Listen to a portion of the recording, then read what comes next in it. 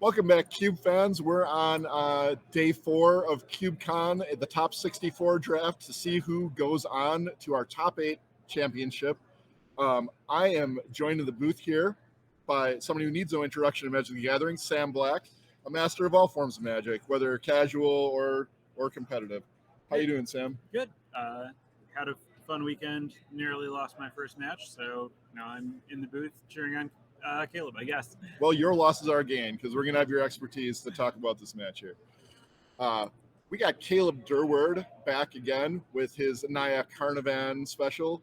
Kind of more of a red-green white ramp deck. And then he's playing against Andrew Nastase, who is playing kind of another red-green deck, splashing black, but a little different, a little faster, I would say.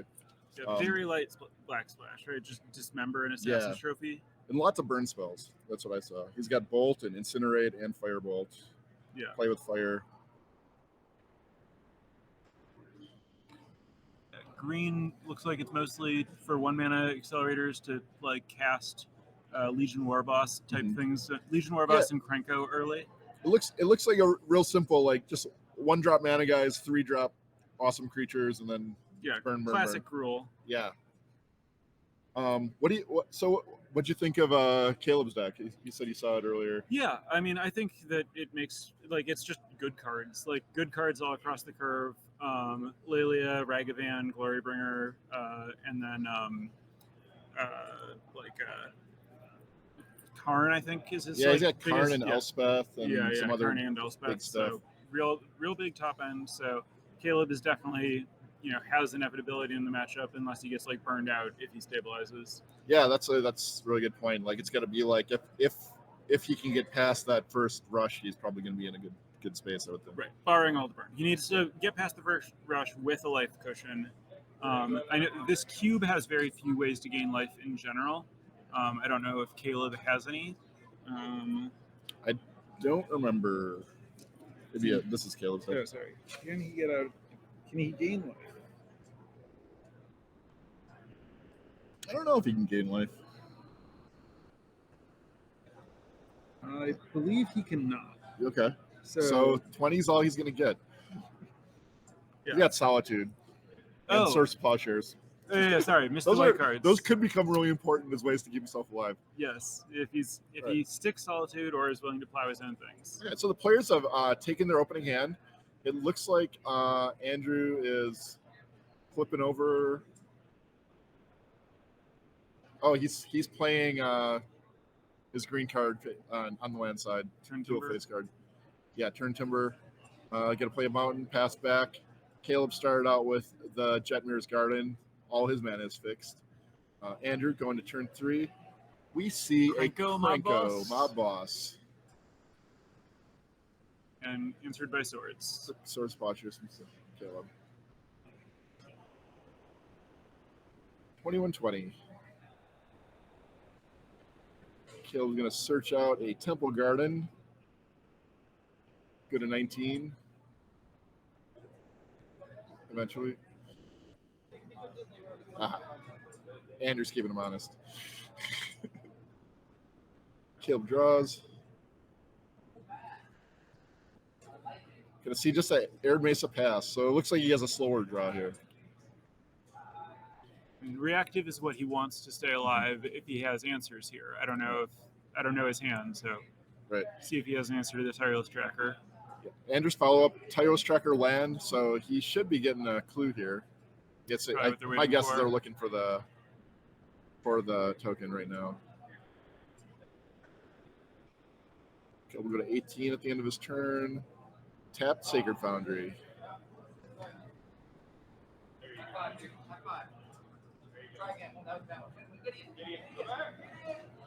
All right, looks like the tracker's staying alive for now. Yep. Let's see what Caleb is going to add to the board here. Chandra, maybe? Chariot. It's a Seek's Chariot. Not the best 4-drop here. Not the worst. Not the worst either. You never feel bad about Chariot, right? Yeah, I mean,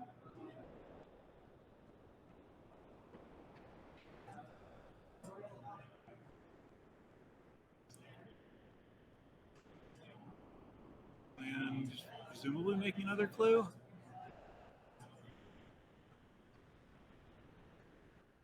Yeah, that should get him another clue here if he remembers. Yeah. And I don't see a clue coming in. Yeah, it looks like he passed on the clue token. Caleb's gonna make his trade a creature. Trade with the tracker. He's gonna trade with the tracker. Seems like a good exchange for Caleb. Yeah, particularly finding the second clue. And just drawing a card off the clue and following up with an Elves of Deep Shadow. He has a recurring nightmare in his hand, so that should help a little. Oh. Yep.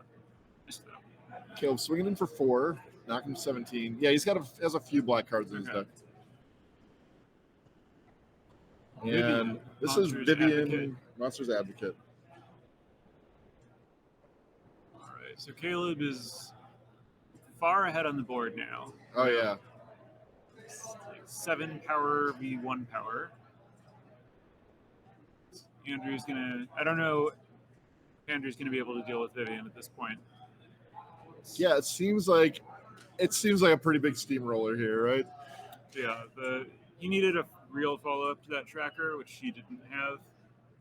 We have looks like Vorapede. Vigilance on the 3/3s.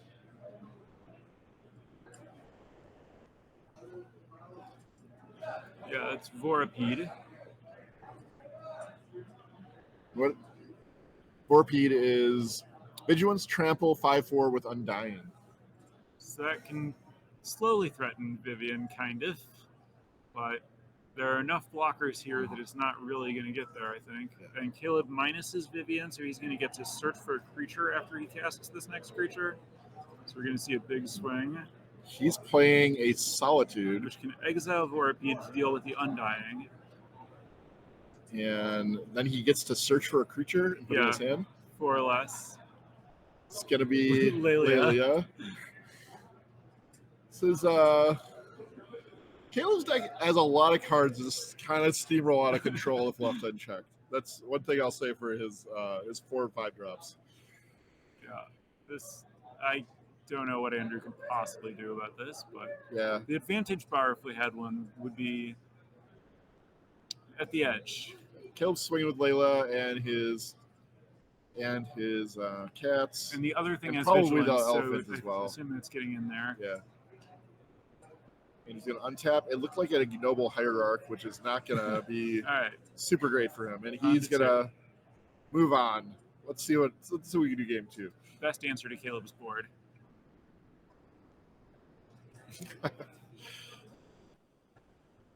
How about next game? What did you draft in the draft? I drafted 4-color planeswalkers, but there's there's a special card in this cube.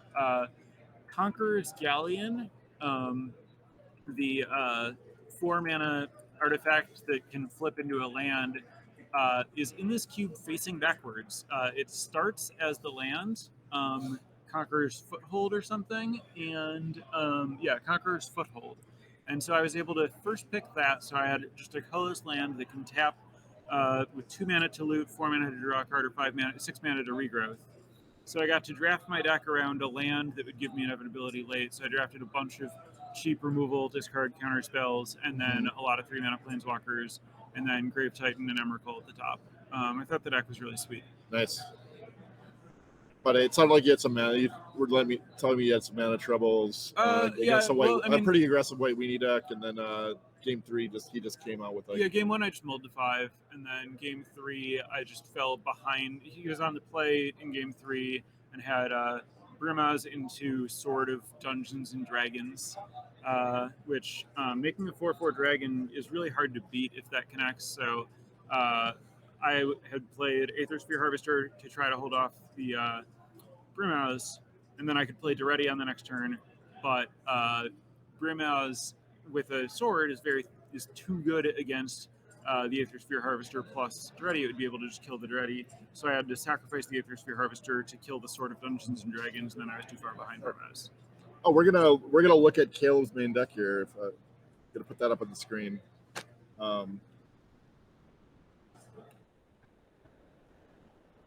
Okay, so we have Caleb's deck. So Caleb is, as we saw, Naya very proactive but goes very big. He has Eleusis and Karn at the top. Oh, he did play the Eleusis. And Sky Sovereign, and Glorybringer, and Solitude at 5. So he has a lot of 6 mana Chandras in there too, I think. Okay, so Maybe not main. No, it is. Yeah, so he has a lot of 5 and 6 mana cards that are going to answer an opposing threat while putting a huge threat into play for him. A little bit of that at 4 mana also, I think, he has Chandra, Torch of Defiance at least, and then Chariot are his big 4s, and then Ragavan is his best opening, but he also has Avacyn's Pilgrim, so he has a couple, and Llanowar Elves. Yeah, so he also has 3 1-drop mana guys. He's got Nature's Lore. Yeah, so he can also. Course of Portal. Both players are looking to go, 1 mana Accelerator into 3 mana creature that's very good to play on 2. Caleb just has some other more defensive early options and then bigger mid game. I think the Island is not actually in his deck. I'm not sure why that.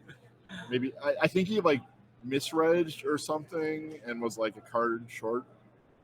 Anyway, we're off to the races. Just lands for turn 1 for both players. Andrew Mulligan, he is going to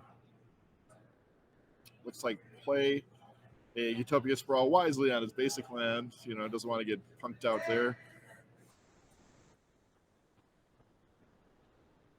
I think he just drew that Utopia Sprawl. Would have been amazing turn 1, obviously. With his deck of mono 3 drops.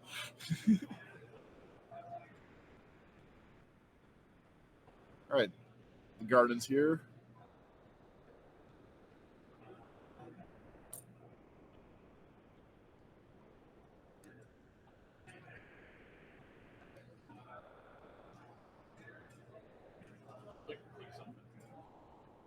Yeah, I turn it on and off. I think it might be around battery. All right, Caleb plays second land and pass. Looks like he didn't see any of his ramp spells. It's pretty going it slow again, just like last game. Yeah, but he can turn a corner quick if, with any of his more expensive stuff. For sure. Presumably he has some answers here, something to do with this mana. Andrew's got 4 mana, turn 3. He's going to play a Krenko Mob Boss. Yep, and there's that answer. And Burst Lightning. So, Caleb, I'm prediction. He has a Source Punisher. Interesting prediction. With no acceleration, probably keeps some cheap removal spells, right? You only need the Burst Lightning and then some kind of 4. Yeah, that's probably true. Ignoble Hierarch. The turn 4 mana ramp creature, followed by a Recurring Nightmare. So that's going to presumably get Krenko back. I think he needs the threat more than the Accelerator at this point. Caleb may be looking to kill the Hierarch in response to the Nightmare. Yeah. Recur just a great card to have in your deck if you have tons of mana dorks. Yeah, Caleb's going to unexpectedly absent the creature Ignoble Hierarch back to the top of Andrew's deck. So that strands Recurring Nightmare in play, not a zone it spends a lot of time. Right. Caleb is gonna rock out this Chandra and plus it, exile Wall of Omens. Doesn't totally need here for 2 damage to Andrew. All right, Andrew gonna untap. Of course, draws the Hierarch. Play the Hierarch again. He's going to make his play. Put Krenko back in and followed up with another Recurring Nightmare. Recurring Nightmare, of course, bouncing back to his hand every time he uses it. So you just learn to cast that a lot. That's an Eleusis off the Chandra. To an Eleusis. I don't know if Andrew has any way to deal with that. Yeah, that is He has Assassin's Trophy if he can find black. Yeah, and I think he has a. He has black because he has the recurring nightmare in place. So Yeah. He has black mana, so he needs. And there it is. Just dismember and lightning bolt. Lightning bolt. Yep. Put it together. The combo. But that had to happen for him, otherwise he was not getting back into this game. And in the position that And now Chandra is threatening to ultimate.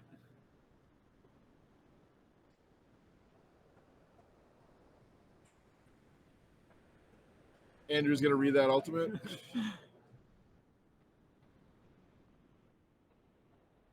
Is it 7 or is it 8? I think it's 7. We get Chandra Torture Defiance up on the screen, Mike. There's an Elf of the Deep Shadow. Yeah. It's gonna turn into a Krenko. I don't know if Krenko's gonna We need to get us out of goblin the that woods can here. Get some haste in here or something. Yeah. That's not. Yeah, this Chandra can ultimate right now, and that's what's going to happen. Yes. We're going to see an emblem with whenever you cast a spell, it deals 5 damage to any target. So if Caleb can cast 3 spells right now, Andrew is dead, and any spell can kill Krenko if Caleb wants to go a little more controlling. All he's got to do is cast spells from here. He's going to cast one. It's a Glorybringer. It's going to 5 Andrew. He's going to attack with Glorybringer. Presumably exert and kill Krenko? Not Maybe? bothered. Nope. I don't think he exerted. He just. Yeah, I guess. And then he's going to source the Plushers, Krenko, 5ing Andrew, but he gets to gain 2 life. Right? Yeah, so he goes to 2. It's only 1 life. Krenko's a 1/2. Oh, okay. The Krenko should be exiled. It's in the graveyard. Yeah, I don't it think it's going to matter. But all right. Yep. That's Fist bump, and Caleb is going to move on to the finals. Just a match away from getting to our top 8. Caleb's deck looks really strong. Yeah, it's full of like some real bangers. Like every card I want to open when I'm drafting red green is in Caleb's deck. Red green or white is in Caleb's deck. It feels like. Yeah. That is very, very, very. I mentioned proactive. He just both has a ton of power and isn't really giving his opponents any time. Right, and also just like against an aggro deck, he gets a lot of his stuff converts into just being good, like stifling answers to like aggro creatures. I think. Yeah, he mentioned that his first pick of the draft is Swords to Plowshares over Recurring Nightmare and Grave Titan. Yeah. Really just knew where he wanted to be here. Knew that it was really important to have those like cheap hard answers because there are so many just cheap aggressive creatures in this cube. Yeah, he took a very early Glorybringer, which I think is a sign like you wanna. Yeah, I think he mentioned that he had drafted this cube a lot when it was on Magic Online, and that he liked being in this space. I think he's looking for these like mid-range 2-for-1s, turn the corner type cards. Yeah, so he's just really comfortable, really experienced with this cube. Bound to help him out and put him in a spot like this. Yeah. Yeah, so I like Caleb's chances for the last round. And he'll probably be playing against either White Weenie or the other deck we saw playing, because he lost to White Weenie. Yeah. And the other deck was Garrett's, which is blue-green ramp. Okay. Almost mono green. Yeah. That list is right here. You know Garrett Rubenstein from Netherworld or Gamers Library. Yeah. Well, I actually haven't seen him there. I know him from a long time ago. Yeah. Used to draft it. Yeah. He's got Treachery, which is going to be pretty big, I think. Treachery is a good one here. A couple of Garretts. Voracious Hydra is reasonable in these Niam type situations. Paragarax. His creatures look a little bit slower than Caleb's. Yeah. He has a lot less haste. Because we're gonna take a look at the other match pretty soon. They're still in game 2. We'll have the game 3 to see who is gonna be battling Caleb in the finals here. Are they just dropping people as they lose each round, or did you draw? Oh no, it's single limb, right? Okay, yeah, okay. I didn't know if they were having people play out the rounds. I don't think so. What was your favorite cube of the weekend? I really liked both of the cubes that did not allow you to add normal basic lands. I played the Desert Cube and the Devoid Cube. The Desert Cube, I heard about it before I played it. Like, I heard that you weren't allowed to add basics. So I went into the draft thinking, oh, okay, well, I know that there are like cycling duels in here because it's like kind of Amonkhet based. So I'll just like. And they're deserts, right? Yeah. Or no, they're not. No, Okay. they have basic types. Okay. So I was just like, all right, well, I'll just like take duels over like basically everything, and then I'll get some other lands late. And I never saw a single dual land in the entire draft. It turns out that actually the lands in the cube are very, very, very weak. Untapped colored mana was at a premium. I first picked up Plains in pack 2. Wow. There are a lot of colorless deserts and not a lot of dual lands. I started the draft with a 3-color card, so I really had to work to be able to cast my spells.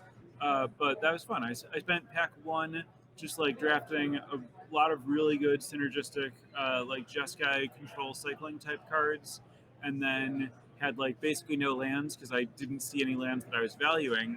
Then learned that I needed to change how I was valuing the lands mid-draft. So I started really, really proactively taking any basic lands and cycling lands. I also really highly valued like painted bluffs, any kind of Shimmer and Grotto type variants. Eddie Port of Storm. Yeah, and my mana worked well because I had a lot of cycling and stuff, and so I thought that was fun. It's really fun to draft a cube where you have to like change how you're thinking about things mid-draft, so you like learn what's going on. Were you able to trophy with that? Yeah. Nice. Yeah. So everybody else having some problems. Yeah, I mean, well, it's a cube. Like, my favorite board games are the ones that are just like really punishing, where if you like do something wrong, it can like totally explode on you. And that cube felt kind of like that, where like it's just like, can you navigate things to end up with a playable deck? Whereas like this cube is more like, you're gonna have a playable deck. How busted can it be? Cube is generally a really high-powered format, so it was fun to play kind of not just a lower-powered cube, but a lower-powered cube that you have to draft really precisely. I wonder if anybody's ever made a backdraft cube. Where you you draft a deck and then your opponent has to play your pool. Like, that'd be sweet. It'd be interesting to design a cube for that, where like it's hard to find things that don't do anything and stuff. Yeah, like you're just like forced to do. I gotta take this. Gotta take this Regavan last pick. Oh, it's gonna just turn out everything on for somebody. How was the Devoid Cube? You said you really liked too? Yeah, the Devoid Cube. So in that one, you can only add wastes. And so pack 1, I was just kind of, drafting strong cards or whatever. And then pack 2, I got a Slivdrazi Monstrosity, which needs 5 colors of mana to cast. Slivdrazi Monstrosity. It is that a playtest card? Eldrazi playtest card. Yes. Okay. And it needs 5 colors plus colorless to cast it, and it's an 8/8 that makes all of your slivers, not that there are any others in the cube, Eldrazi with Annihilator 1, and it can spend 3 mana to make an Eldrazi Scion sliver with Annihilator 1. And seems reasonable. I just wanted to see if I could cast it. And sometimes you just gotta. Yeah, so I did cast it against Caleb. It was pretty good. And I got Field of Ruin pack 3, Field of the Dead pack 3, which was great because I was valuing lands really highly in that cube because I needed to cast my Slivdrazi Monstrosity in my you can only add waste. So I basically had 2 different drafts where I had to draft all of my lands. I took exactly 1 waste from the land box. I drafted enough that I didn't need to, but I had a lot of things that could search for a basic, and I only had 3 basics, so I needed a waste as a 4th basic I could find. Right. Awesome. Yeah. And I heard a rumor you're gonna talk about your draft soon on your so I was possibly. So where's that? Not about my draft. So I mentioned that I was thinking about my next episode of my podcast, Drafting Archetypes, talking just about kind of big picture stuff about cubes, having drafted a lot of different cubes this weekend and seen how people do stuff. Just kind of talk about some like general principles that you can apply to a lot of cubes. stuff to evaluate. Just like, what I could take away about like big picture cube philosophy from trying a bunch of different stuff this weekend. Nice. We did a seminar on Thursday about cube design, which looks really interesting. I want to check that out. Yeah, cool. So that might be a place to go. But yeah, you have a like just an amazing podcast on limited play, right? I like to think so. Yeah. So check that out. Check Sam's stuff out. I think where's that match? It must be still playing. Any other good stories? 3-0 and Watsy or Dinoing. Yeah, that was a while ago now. Yeah. And some of that was on camera. Let's see. I had fun with the 2-drop cube. It's actually just everything costs less than 3 mana. You mentioned you've played that one a few times at your store. Yeah. Super fun. Yeah. So that one I had 4. I was like basically mono green with 4 like mana creatures. I had both Hierarchs and Bird of Paradise and Gilded Goose, which is a weird thing to prioritize when you can't ramp to 3. Like there are no 3-drops to cast. But I was just a lot of green 1 and 2 drops, and I just wanted to get them into play faster. And then I had like Treetop Village and Rangers class and Lair of the Hydra. So I had a bunch of like mana sinks in a 2-drop cube. So it's fun to just be like, okay, well, all my stuff's cheap, but I want a lot of mana so I can take a lot of actions anyway. That was all because I first picked Ranger class, so I knew that I had a mana sink, like from pack 1. Mana sinks are awesome in that cube. It's in the finals, I played my first pick Ranger class deck against my opponent's first pick Retrofitter Foundry deck. Mm-hmm. Yeah, I think that's something people don't realize when they go into a TCMC cube. Is like you're going to reach a point where like those extra lands you draw aren't going to be useful, so you have to like have a good mana sinks are super important in that cube for sure. Yeah, or ways to like turn those lands into something else, like spell shaping. Yeah, and I had the 1/2 that can sack a land to search for a land to find man lands. Yeah. We're gonna wrap up. I guess the other round is done. So we're gonna see our third round very soon. So stay tuned. We're gonna take a real quick break, and then you'll see more great cube action right here.